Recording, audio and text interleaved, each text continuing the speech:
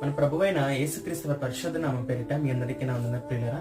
మీ అందరికీ తెలుసు, క్రైస్తవ్యంలో డిసెంబర్ నెలని చాలా ఆర్భాటాలతో హంగులతో జరుపుకుంటారు. ఎందుకంటే క్రీస్తు పుట్టాడని క్రిస్మస్ మనందరం జరుపుకుంటాం.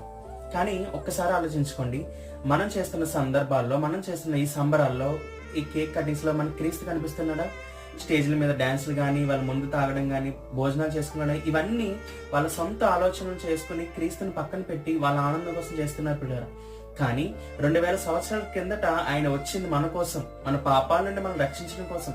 సిలువలో అంత రక్తాన్ని కాచింది మన కోసం పిల్లరా. అందుకే దేవుడు అంటున్న మాట, క్రీస్తు మనలో ఉండాలి, ఆ హృదయంలో మనలో వాక్యం ఉంటే ఆ క్రీస్తు తత్వం మన అలవర్చాలి పిల్లరా.